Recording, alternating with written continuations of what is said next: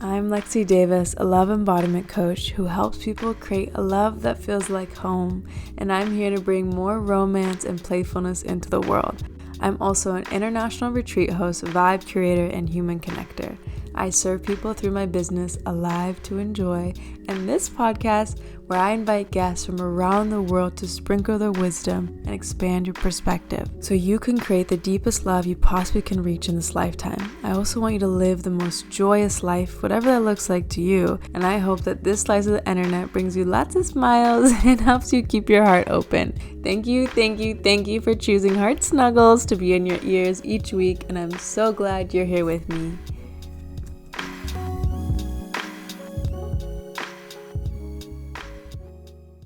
Welcome, Heart Snugglers, to another beautiful day. We're so happy you're here with us. And right now I have a beautiful friend that I met while visiting my other friend in Austin. And so I'm really excited to have this conversation because she has such a beautiful heart and so many amazing stories. So go ahead and tell them a little bit about yourself.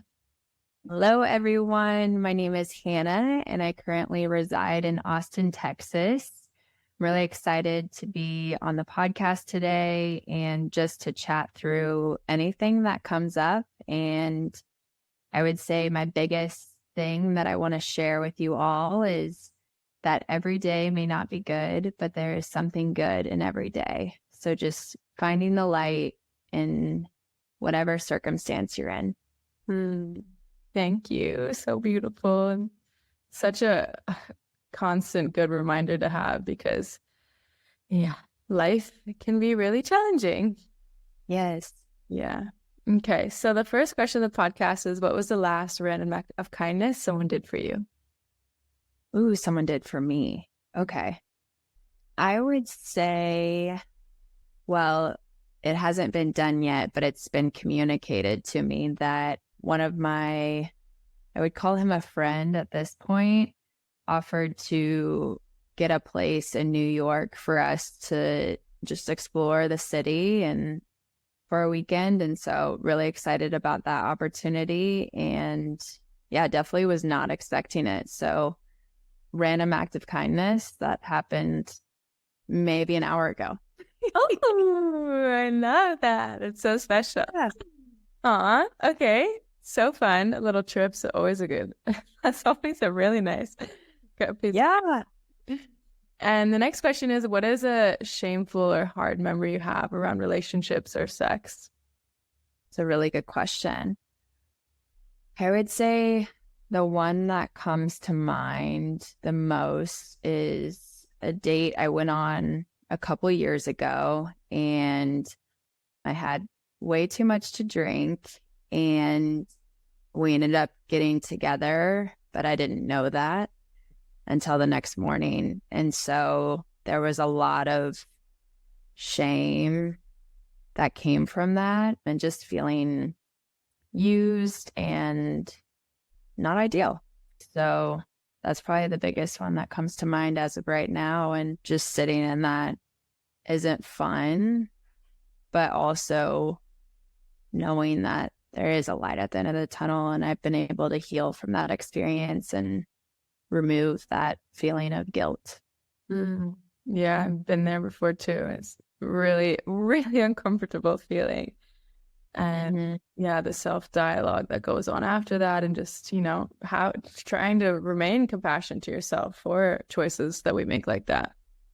Yeah, for sure. And I think just always reminding myself, even in those types of situations, that there is a little bit of accountability at play of managing how much I'm drinking and being conscious of that. And I know that's a touchy subject to talk about, but I do think that needs to be brought to the light of we have to be consciously aware of, what our limits are and how much we're drinking and who we're with, because we never know where the road might take us if we overindulge or get caught up in a sticky situation. Definitely. I mean, I think self-accountability is the key to everything if you really want to take responsibility for your life. And I stopped drinking maybe 7 years ago now. And it was one of the best decisions I made because I was like, this is not serving me. And it started from a health situation where, I saw this applied kinesiologist and he was like sharing my liver or something. And then once I stopped, I realized like how much of a crutch and numbing it was. And I was like, whoa, I I don't like this. I don't like how I feel after. I don't like how dependent I am on it for social skills. And so, yeah, I think it's important. Yeah. No, I can definitely relate to you. I used it as a crutch in the past to numb and just avoid life. And I think a lot of people can relate to that, but it's also when you are able to face all of that, that's where the true healing comes versus hiding. Yeah, which our society loves to promote, hiding. Yeah. And I'd love to dive in first with your relationship with God and how this formed. And Yeah. So when it comes to my relationship with God, I would say at an early age, I was aware of that relationship just because of growing up in the church and my family making it a priority every Sunday to go to church and Sunday school and vacation Bible school, and then on into youth group, mission trips, all the things. And I would say at the time, it was more so this is kind of what we did. And it wasn't, in my mind, a true relationship with God until I was older, away from home. And I chose that for myself. And I think that's when I really grew to understand God and his power, and also how he's made a way for me in many situations in my life where I never thought that that would be possible. And I think there is a true testament to that. But until you walk in it, until you walk in faith and you see it for yourself, it's hard to believe.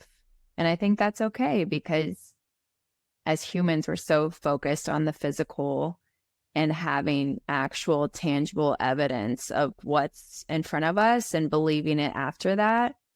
And I would say I totally get it. But when you take that step, when you take that leap of faith and you trust, knowing that on the other side it's going to happen, and then it does, it's the best feeling in the world and really does strengthen your faith in God and that relationship. So beautifully said. And also with that too, which I would love for you to share one of your stories of those moments when life is like really tough and putting you through a situation where you wouldn't wish anyone upon.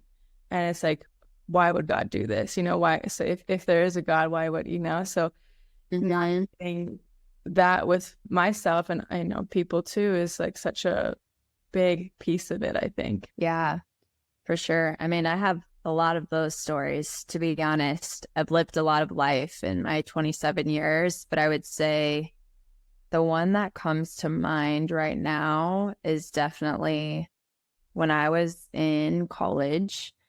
I was in an emotionally abusive relationship, lost my grandmother. My mom was diagnosed with cancer. My brother struggled really badly with drug addiction.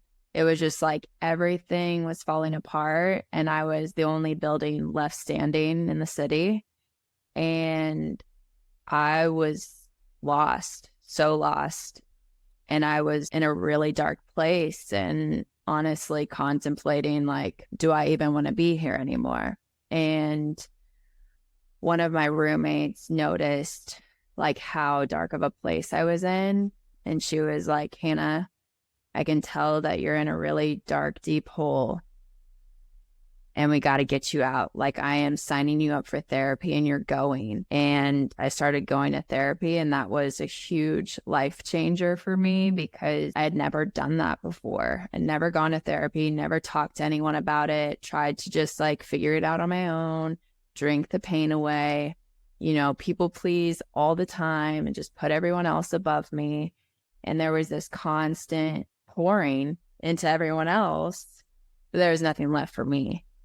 And so it was exhausting. And it took a lot of time to unravel that part of myself and get to a place where I saw the light again and started to realize that this is worth living. Like, this is a life worth living. And I do have a place here. I do have a purpose here. And there is something more for me. And even though it's hard right now, even though it's sticky right now, there's going to be a light at the end of the tunnel, and just focusing on that. So I would say that's definitely one that comes to mind. Probably one of my first moments of really seeing God make a way for me when I didn't think there was a way out. Yeah, it's so sad. I mean, I've had those moments, and I've lost 4 friends to suicide. And so it's a really real part of life, and having, you know, that community around you too. Like you said, it's like, that is why I prioritize community, and I help people prioritize community, because we need to support each other, and we're not meant to do it alone. You're not meant to get out of that really tough time alone. It's impossible. And that's why we need the faith, and that's why we need the physical humans as well. Yeah, for sure. Because you're so right. We can't do it alone. And that was the other thing. I was trying to do it all alone. I was like, oh, if I just fake it until I make it, if I just put all the weight on my back, if I'm just there for everyone else, like, I'm strong. I've gotten through this before. I'll do it again. But there's only so much that you can carry on your own before it starts to get really heavy. And then you're like, this is exhausting. Like, this isn't sustainable. This isn't sustainable long term. Like, what do I do? So I had to figure that out. Mm-hmm. Yeah, in college, that was such a challenging time for me too. It's so many things shifting and happening, and yeah, trying to be loved and liked, and so many. Yeah. And then relationships. And I'd love to hear a little bit more about this, the emotionally abusive relationship you're in, and why you remained in it. A really good question. I would say at the time, I wasn't necessarily in a great place either, with everything going on with my family and just a lot of moving parts. And so I think there was a little bit of an attachment there, a dependency there. Not healthy, of course, but it was better to have someone than no one. And so I think that's really what kept me there, is even though it wasn't healthy and I was constantly questioning my sanity, and like, I just didn't get it, because it was like a constant tug and pull, a constant hot and cold, a constant, I love you, oh, I can't be with you. And yeah, it didn't last very long. It lasted 6 months, but it felt like 2 years. And I think just saying that out loud shows the ramifications of, you are who you surround yourself with. And if you do surround yourself with someone who is hot and cold, back and forth, a puppet on a string, like, you're going to feel the ramifications of that. And so I think the reason I stayed was dependency, having someone. And the reason I finally let go of him was because he kept on showing me who he was. And I finally believed him. And I think sometimes it takes more than once to see someone's true colors to be like, oh, this is who you are. Like, it wasn't a false narrative. You weren't wearing a mask. Like, this is truly who you are. Like, I need to believe it, and I need to walk away, and I need to move on. And so, yeah, it's a little bit more of that story. Yeah, it's so hard when we're just like needing that love and that nourishment, to be held, and to just receive anything we can get in those moments, you know. And it's like, looking back on that part of you, it's like, oh, I feel you, and I wish I could tell you, you know, that being alone is actually better in this moment, but we have to go through those phases.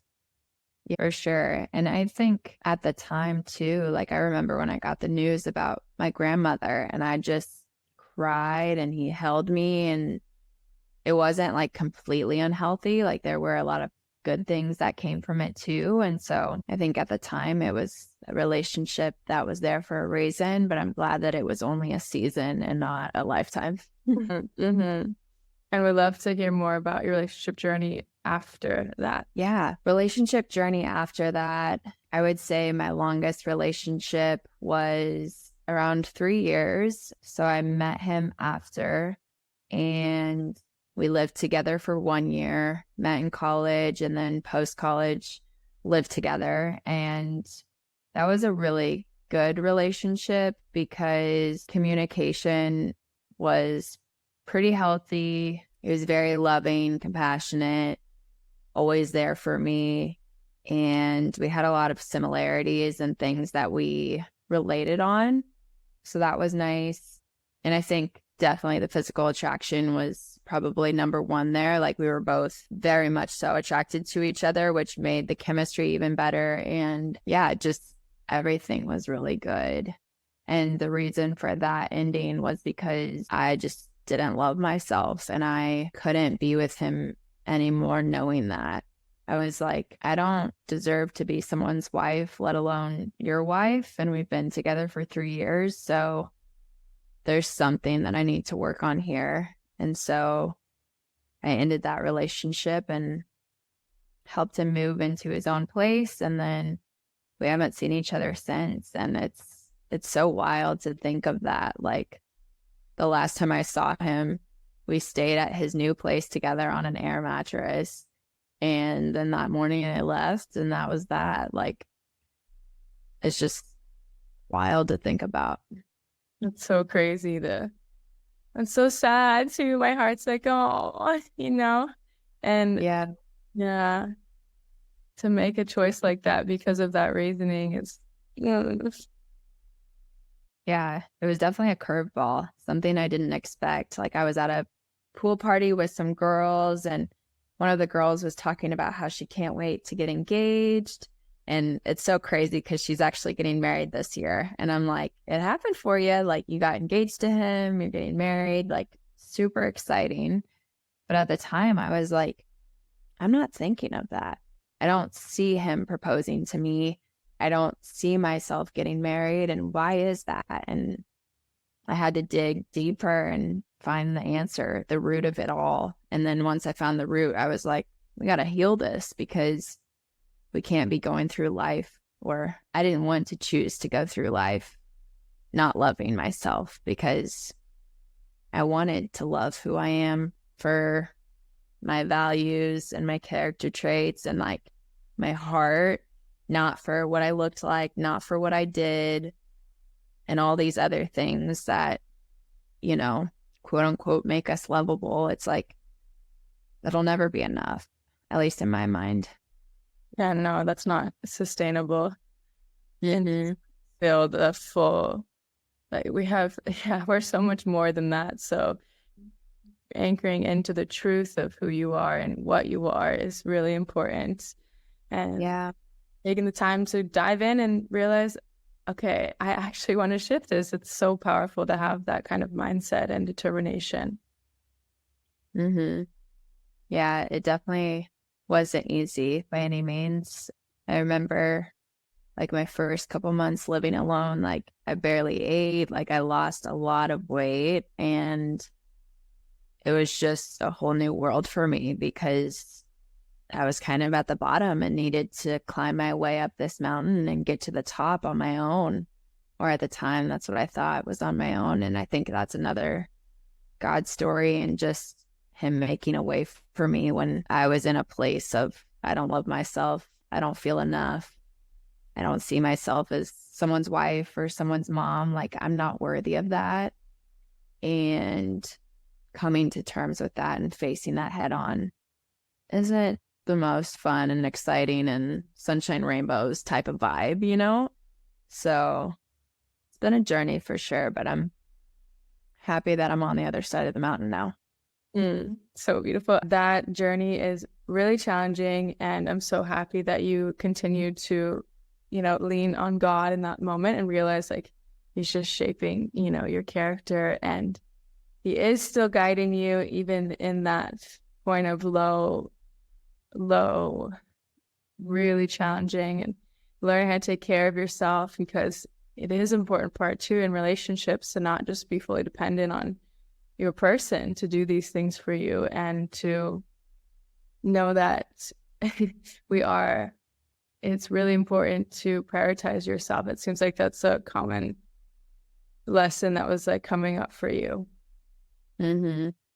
Yeah, it definitely was. And I think looking back on my childhood and that people-pleasing mentality, it was like, put everyone else above you and then they'll be happy, so you'll be happy. And that worked for a little bit of time. And I know how to turn on that people-pleasing mentality and get people to like me, but I don't do it in a disingenuous way anymore. It's like, I just want to be me. And if you like that version, wonderful, amazing. I'm glad that we can be friends or connect or whatever the thing may be. But I don't want to just have people like me to like me. Like, that doesn't fulfill me at all. And it actually is exhausting. And I think I needed to learn that time and time again, of finding the balance of giving and taking, and the value in, well, giving and receiving, I would say, is probably a better way to phrase it. But finding that value in relationships and connection versus constantly being in a place of giving, because then you're always pouring from an empty cup, and like we talked about, that isn't sustainable. So finding the balance in that and pouring back into my own cup so that I can, give my fullest, highest self to whoever comes across my path, whether it be close friends, family, someone new in my life. I think the importance of learning how to take care of yourself and love yourself fully allows you to really give yourself fully to someone else and not feel depleted, because you also have discernment and you know how to set boundaries and you know how to communicate effectively, so the relationship's beneficial to the both of you and not just one side or the other. Yeah, it's so hard. I was a people pleaser for so long, and yeah, same, just giving, no boundaries, just no reciprocity.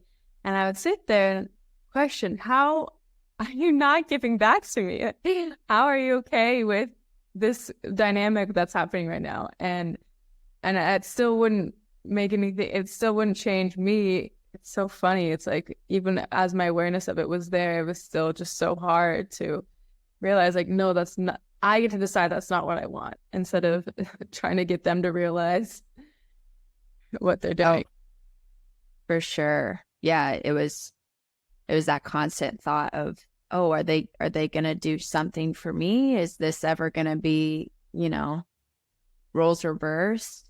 And it was that constant thought loop, but no physical evidence of that being reality. And it's like, the math ain't mathing for sure. Like, something's off here. Like, what do I do? And then it was like, okay, well, maybe if I pull back my energy, then maybe, they'll do something to try and, come back into my life, or whatever the case may be. And that would work occasionally, or it wouldn't. And I would lose those individuals from my life, because that's all they wanted me for, was what I was giving to them. And then when I wasn't giving to them, it was like, oh, I don't want her anymore. Like, I'd rather, find someone who's willing to just give to me all the time. And it's like, go find them. They're out there. I would rather you not do that, but we're all given the freedom of choice, and I have no control over you. I only have control over myself. And so at this point, it's like, I'm going to remove myself from this dynamic, because I know that serves me best and my highest self best. And I wish you well and send love and light and peace your way. And that's one thing that I've always held close to my heart, is even if someone is physically out of my life, whether they've passed away or they've been removed or we've had a falling out or whatever the case may be, I can still pray for them. I can still send them love. I can still wish them well. I can still cheer them on from afar spiritually, but not be in their world physically. And I think that's an important element that I like to carry in my back pocket, of like, it's okay to not have someone in your physical world if that's not in alignment with where you're at and where you're going for either of you. Because it's not always me needing space. Sometimes it's the other person saying, I can't do this anymore. Or I don't want to be friends with you anymore. And you have to respect that and just do the best you can to repair if you can repair, but also be able to let go and know that everything's working out for your highest good. Mm-hmm. Yeah, that letting go process is where a lot of people get caught and stuck and don't want to, because it's hard to release someone from your life, whether it's a friend, lover, or anyone. And so how have you practiced letting go? I would say the biggest is the open hand concept. So it's the ability to, if there were a butterfly and a butterfly flew onto your palm, would you hold it like this or would you hold it like this? Most people would answer, well, I'm not going to hold it like this because then I'll squash the butterfly. The butterfly won't be able to fly anymore. Like, it'll be dead. Well, the same goes for the people in your life. If you allow them to come into your life freely and allow them the space to be in your energy, in your presence, in your physical world, wonderful, amazing, great. Like, that's a beautiful thing. But also, if it's your time to go, if it's your time to fly, I send you off with love and light, and I wish you the best. But it's living from a place of detachment, because you're not attached to them in your physical world. You're connected, but there's a difference between connection and attachment. And I think that's the biggest thing that I've learned for myself is, do I like having this person in my life because I have a connection with them, an equal give or take, an equal give and receive? Or do I like having them in my life because I have an attachment to them, because I have a dependency to them? Am I more closed-fisted on them as a butterfly, or am I open hand and just introspectively being able to discern what that is for me and accept that fact? And I think what I've noticed is when you are attached to someone, it's harder, because there's that dependency, that reliance of, oh, if I don't have that person, I'm not okay. And the ability to let go when there's an attachment is a lot harder and a lot stickier, because you're literally attached to that person. You don't think that. So I would say, coming back full circle to answer your question, being able to let go is just being from a place of detachment and not being expectant of the outcome, but detached from the outcome, knowing that people come into my life for a reason, and I'm grateful for the time that I have with them. I'm grateful for the time I have with them, whatever timeline that looks like. And sitting in a place of gratitude versus sitting in a place of lack, because I haven't lost anything. I have myself. I have the moments and memories and relationship connection that I made with them, and I'm grateful for that. But if they decide to leave, there's probably a reason for it. Whether I know that reason or not, I can know that God's looking out for my highest good, and maybe there were things that were said behind my back that I didn't know about, and so God's removing them for a reason. Or maybe, we're not in alignment anymore and we're going in two different directions, and that's okay too. I think as we get older, a lot of people move differently because we're kind of given so many opportunities, so many options, so many streets we can go down. It's like, well, eventually, sometimes, I'm in New York and they're in LA, and that's just the name of the game. We've just gone two separate ways, and it's okay.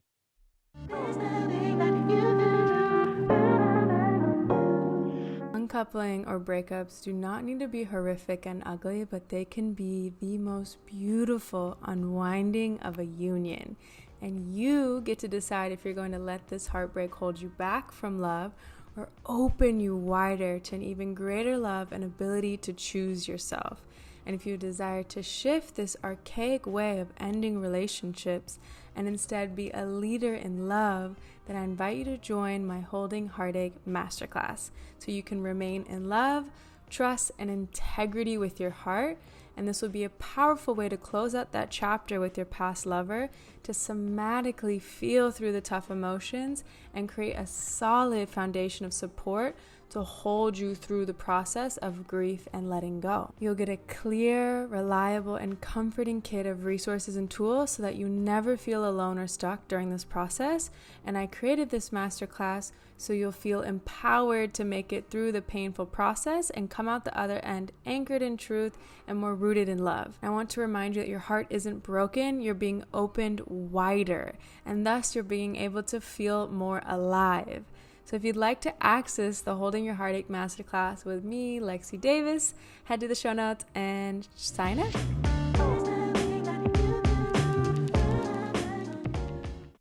Yeah, it's definitely a process of really accepting the change sometimes and surrendering to it. And I would love for you to, if you're open to share the story of when you let go of that really hard relationship or situation that you shared recently online in that process for you. Yeah. So it wasn't even 2 years ago. It was about a year and a half ago. I was in a relationship with a man and he was new in my life. He actually approached me because of business. He wanted us to work together on a business perspective, and I was open to the idea, but then ended up declining, and we kind of went our separate ways. And then he came back into the picture and was in town for business and wanted to go to dinner, and we just kind of hit it off and started going on dates, spending lots of time together. And then he had to travel again for business. And so it was probably like a couple weeks in, and I was like, well, I'm going to go visit him. Like, I miss him. Like, I want to go see him, and I think it'd be fun to surprise him. And at the time I was off of work. I took 6 months off of work. And so so I went, and I was like super excited. I was like, oh, I'm going to be in a new city. Like, I'm going to see a little bit more of his world and meet some of his friends and kind of explore. So really pumped, really stoked about that.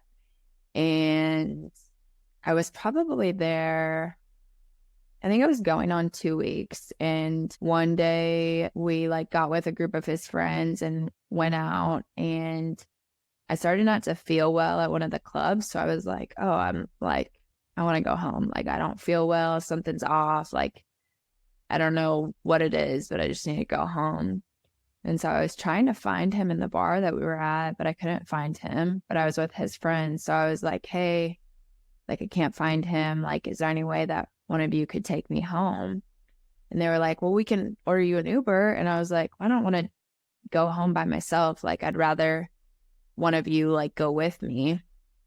And so one of his friends offered to walk me back, and I got back to the place, got into his house, and the friend was such a gentleman the whole time, didn't try anything, just made sure I got home safely. And then later on, when the guy that I was seeing came home, he was not happy with me at all.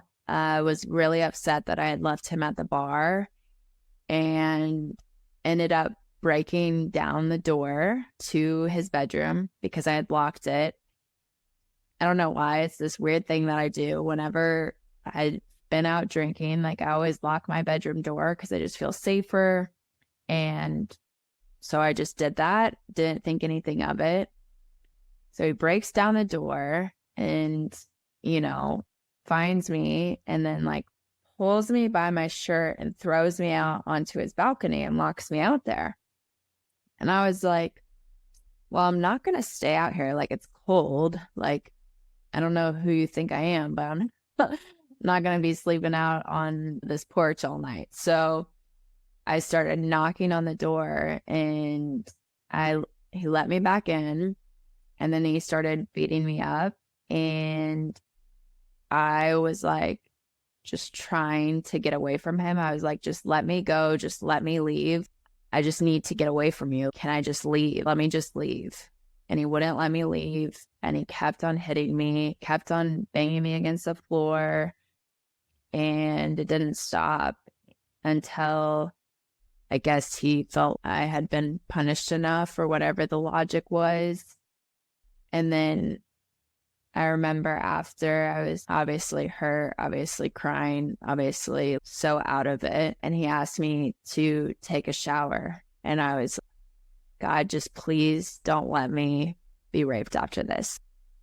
That's the last thing I want right now. God, just let me not, let that not happen. I can't even fathom the thought of being with him in that sense anymore at all.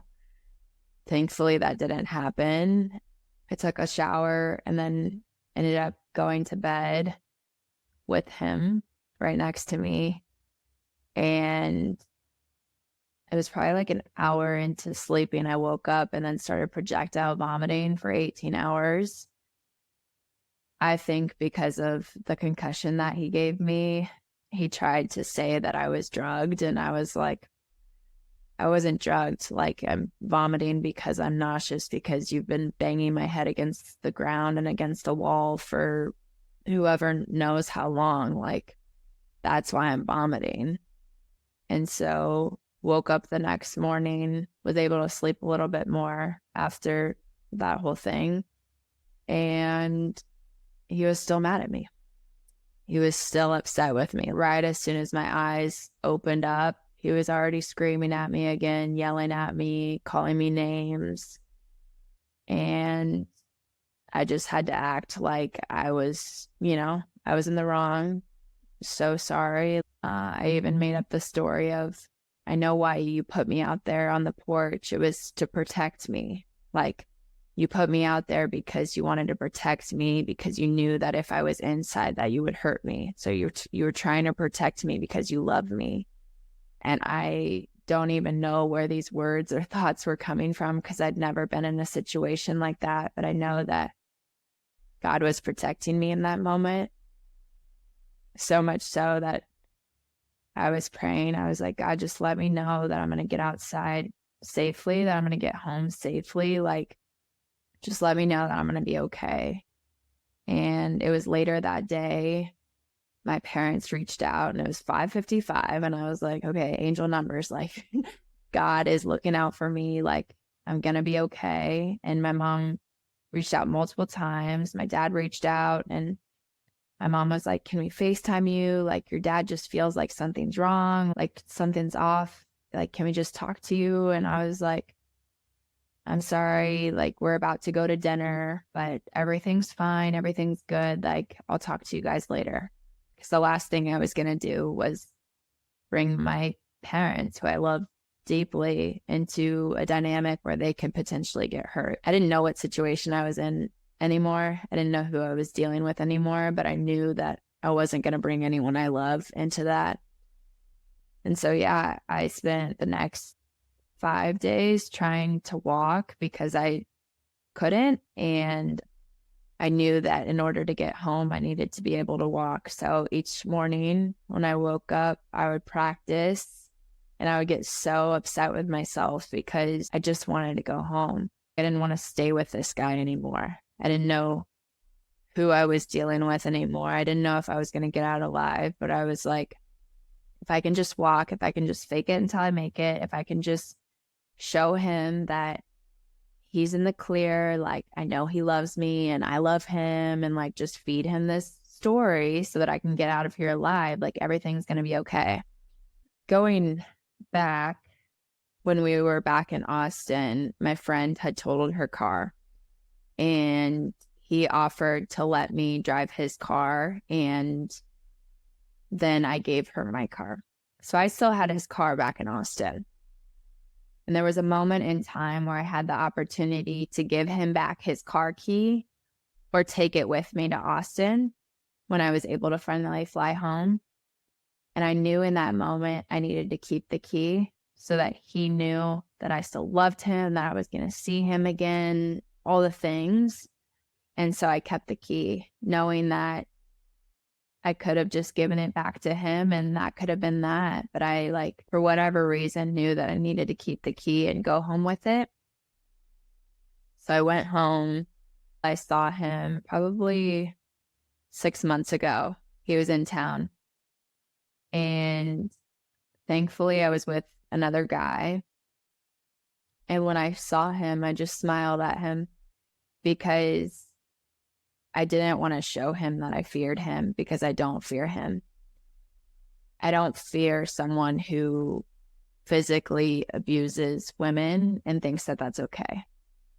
And I would never fear someone like that, because that is a child that's hurting inside. And I know how much pain he's gone through in his childhood. I know how much trauma he's experienced in his life. And I know that there's a lot of healing and a lot of light that needs to be shown on him. And I pray that he's able to find that and able to come on the other side a better person. But I'm not scared of him. I only wish that he heals from whatever caused him to act out in that way that night. Wow. It's just so sad and like beautiful also, obviously, where you've ended up, but still just crazy to have someone that's so sweet and loving, and not that anyone deserves it, but it's just, yeah, crazy how that can happen to literally anyone. And for something so minor, you're just taking care of yourself, which is something that a people pleaser struggles to do anyway. So it's just so interesting how these things unfold. And I'm just so proud of you for your resilience and your strength and your ability to just surrender to that moment and to, trust in God and what you needed to say in those stories and make it through that. And I'm wondering what the healing process looked like for you after, where you got to this point of like, okay, I'm still okay and I don't need to fear him. Yeah, so I'm thankful that I have a pretty logical mind, in the sense that when I got home, I was like, okay, first and foremost, I need to focus on my physical health. Like, I need to physically heal. And that was my first priority. And then after that, it was emotional healing. So therapy, working through that, going to healing retreats, and really unpacking all that was there, reading certain books on how the body keeps score. That one really stands out to me. And that one was pivotal for my healing journey and just getting on the other side and understanding that my body will still hold that. And that was the craziest experience when I saw him 6 months ago. My body reacted to it. And I'm grateful because probably a month before that, I had ran into a naturopathic doctor at Casa de Luz here in Austin. And she gave me these, well, she didn't give me them. I bought them, these certain elixirs that help regulate your nervous system. And so when I got home from that experience, I immediately just knew that I needed to drink that elixir, journal, and just get those feelings out, because my body still was holding on to that. And obviously, when you're seeing someone who's harmed you, your nervous system is going to go into fight or flight, and it is going to protect yourself because that person harmed me, and I know that. So coming back to healing, there was a lot of work that was done and is still being done, if I'm honest. It hasn't even been 2 years, but I would say where I'm at now is trusting men in relational dynamics and opening myself up to dating and being vulnerable with someone again, because he never showed me a sign that he was a dangerous person. And I think that's the most wild thing to me, is that someone can mask it so well that it truly is like a night and day difference, like just a flip of the switch and there's a new person here in the room. So I would say those were the main focuses: physically healing, emotionally healing, working through the body, holding on to that trauma and letting go of it, feeling the feelings, talk therapy, opening up to family and friends about it when I felt like it was a good time to do that. It took a while for me to get there, to open up to others about it, but I had to take care of myself first, because I knew if I brought that to the light too soon, that I wasn't going to be able to handle their reactions. It wasn't going to be a response. It was going to be a reaction for whoever I told that story to, because everyone in my life is so protective, so loving, so passionate, that I knew how that story was going to unfold. And so I needed to be grounded within myself first and foremost before I could share that with anyone else, because to me, it was less about him and more about me. I just wanted to heal. I wanted to feel better. And I wanted to put that behind me and not live in fear. I never want to live in fear. It's not a good place to live. Way better to live in faith and know that that was a moment in time. That's a part of my testimony. That's a part of my story, but it doesn't define who I am.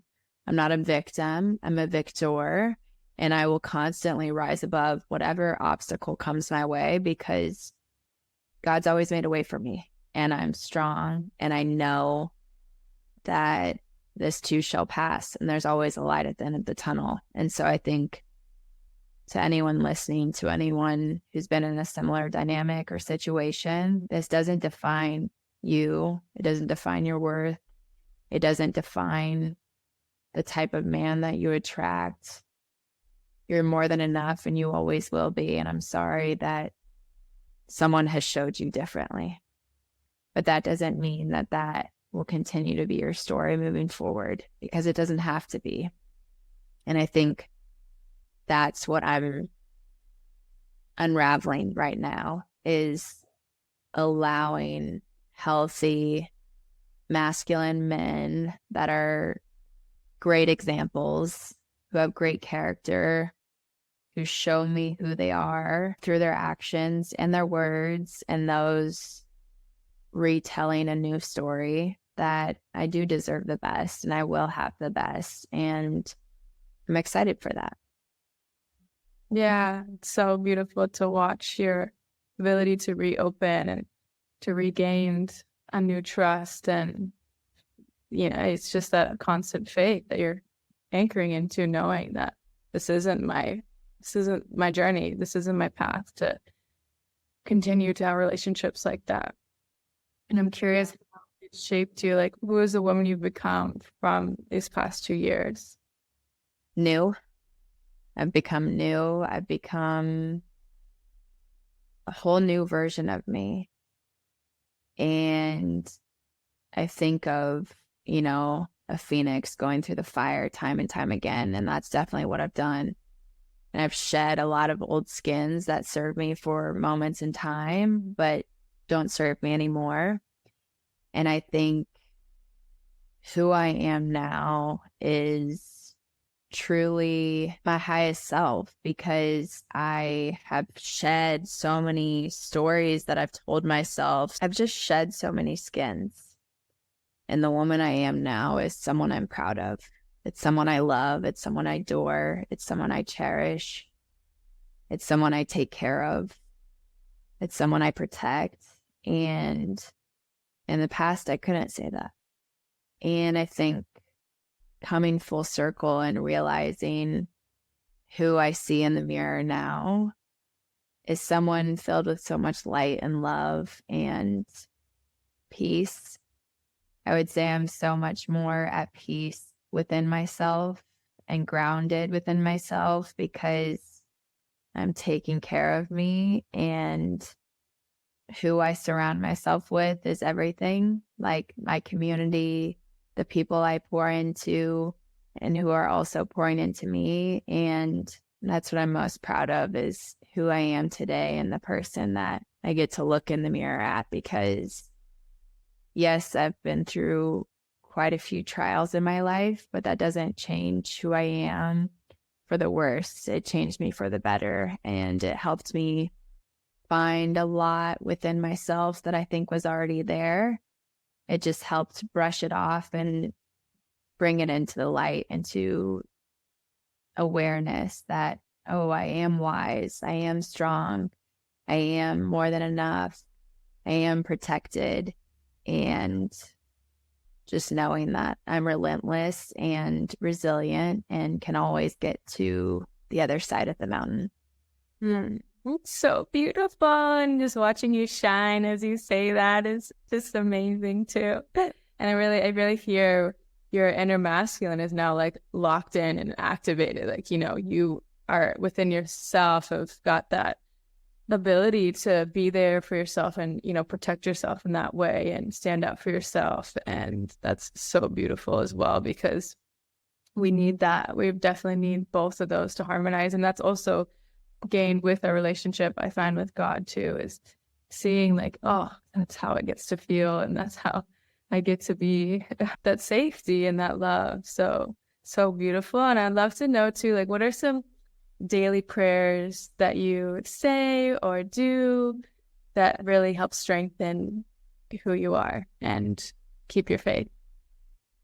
Yeah, I think that's a really good question, but I would say it definitely changes on a day-to-day basis. Like, I'm constantly talking to God.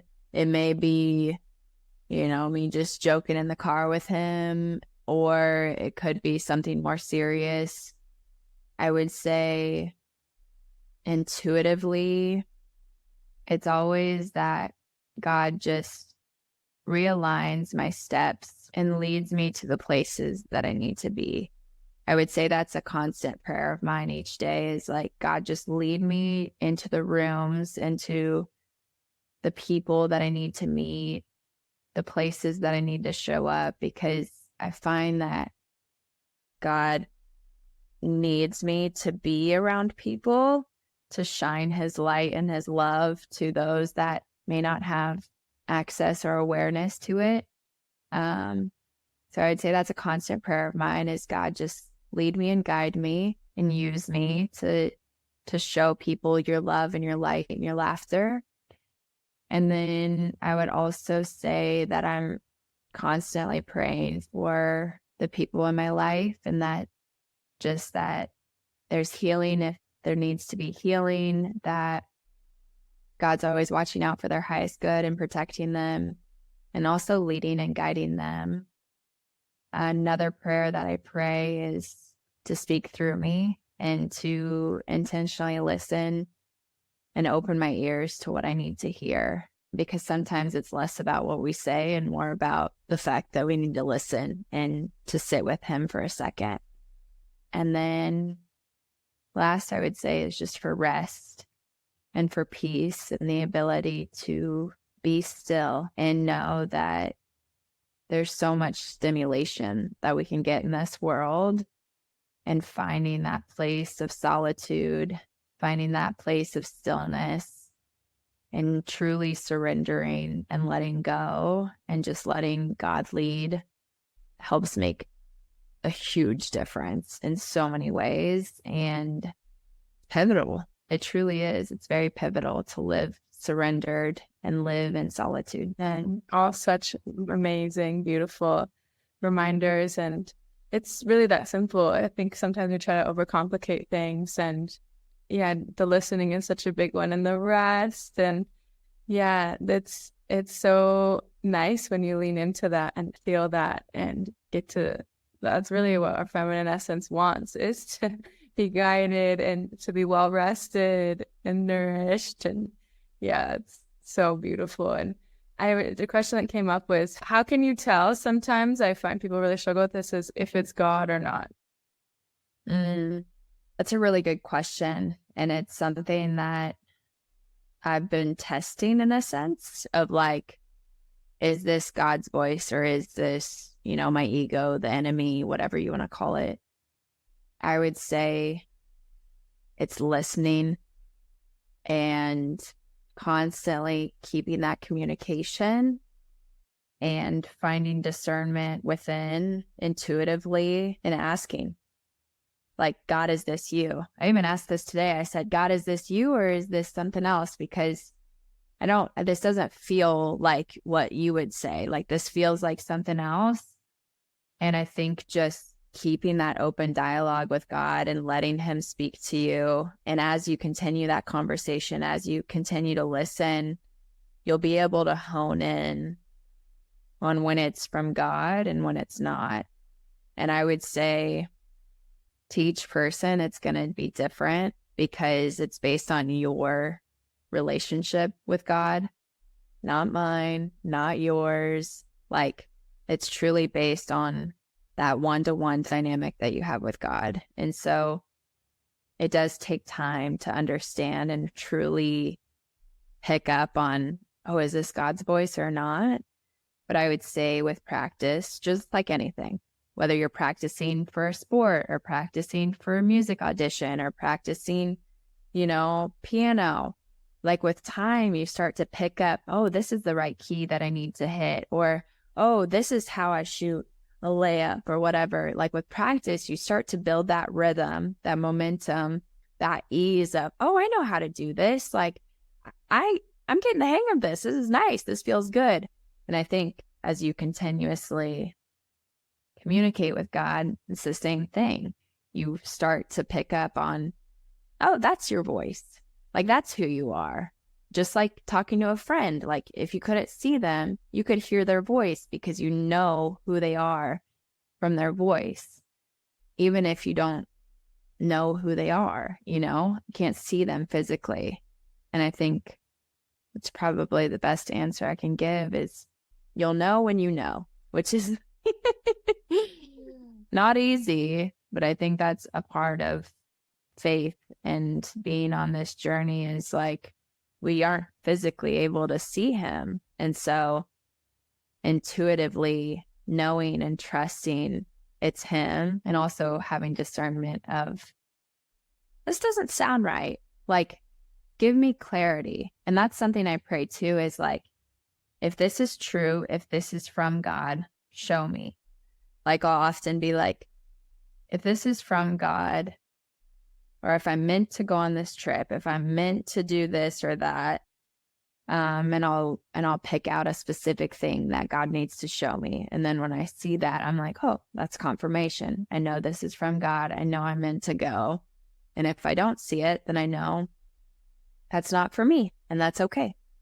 Yeah. It's what it is. It's that relationship. It's like a continuous conversation and building that and forming that with anyone, and really what I've been learning a lot is getting to know his character, and like, I'm not being punished. That's like a big one I'm unlearning, is like, there's so much conditioning, and even how like the churches sometimes portray is like, you feel like you're being punished and, doing things wrong. There's so much shame. And so for me, when things are going wrong, I'm like, why are you punishing me? And so this past, like 6 months, I've really been unraveling that and realizing that is not his character. And so it just, it really does just take time to really get to know him. Yeah.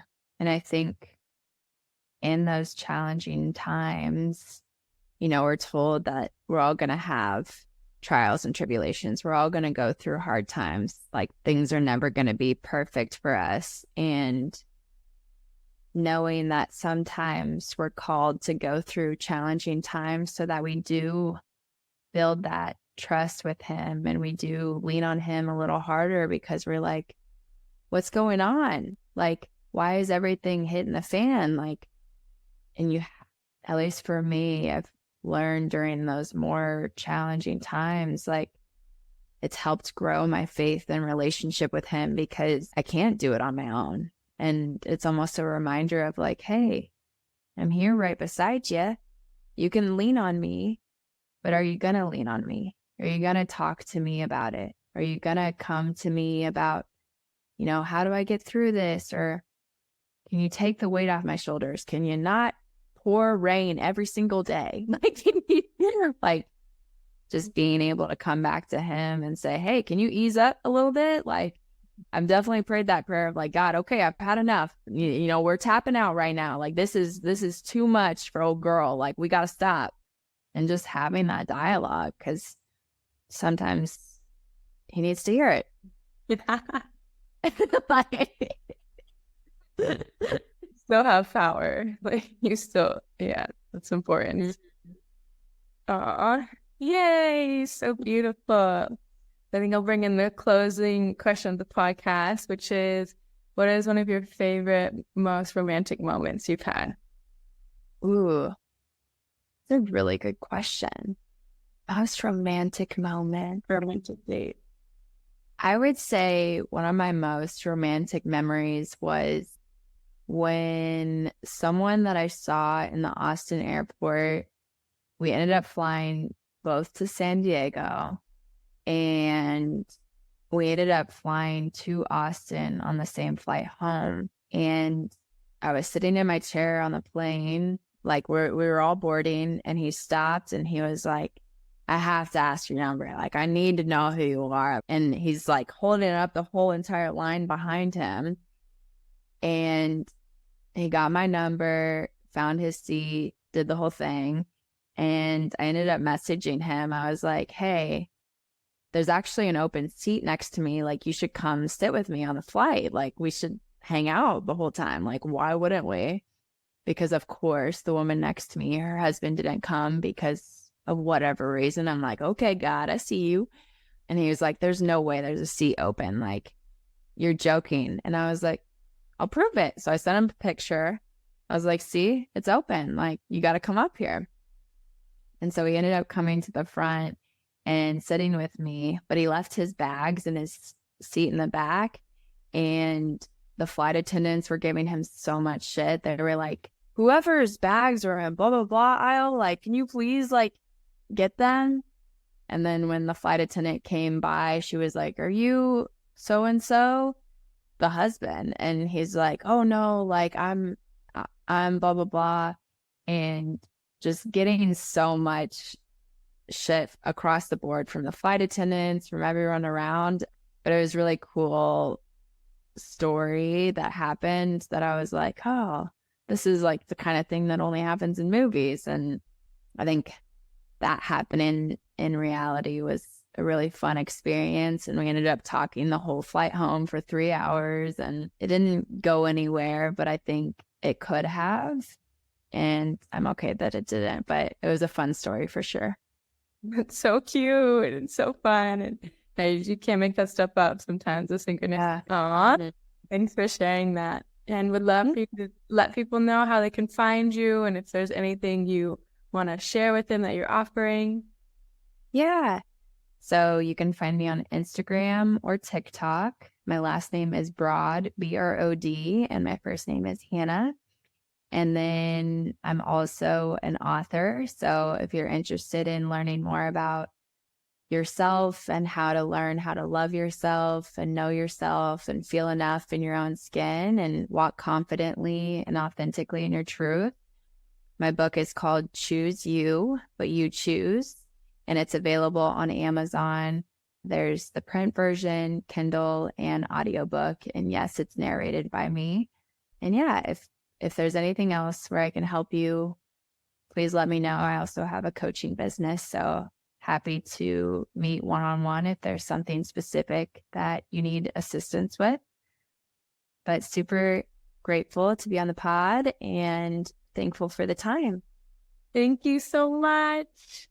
Yeah, thank you.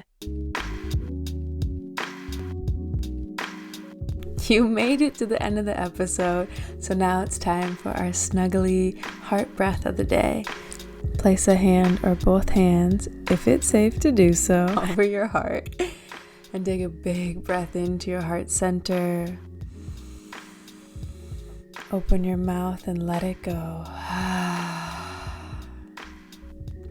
I'm so grateful to have shared this time with you. If you enjoyed this convo, please share with your besties and your fam. And if you're a visual person like me, fly over to YouTube and watch the video. If you want to do a random act of kindness today, please leave a 5-star review so more people in the world can get their heart snuggled. You're helping tremendously when you do this, so thank you so much. And as a gift for doing so, I'll give you my Soften Your Heart Medi that feels like an exhale and a hug from within. When you leave a review and email me the screenshot to heartsnuggles@alivetoenjoy.com, you can also find the email in the show notes and you'll get the free meditation. Sending you the warmest, comfiest hug and lots of unexpected blessings your way. Remember that every single person just wants to be loved. So how can you be loved today?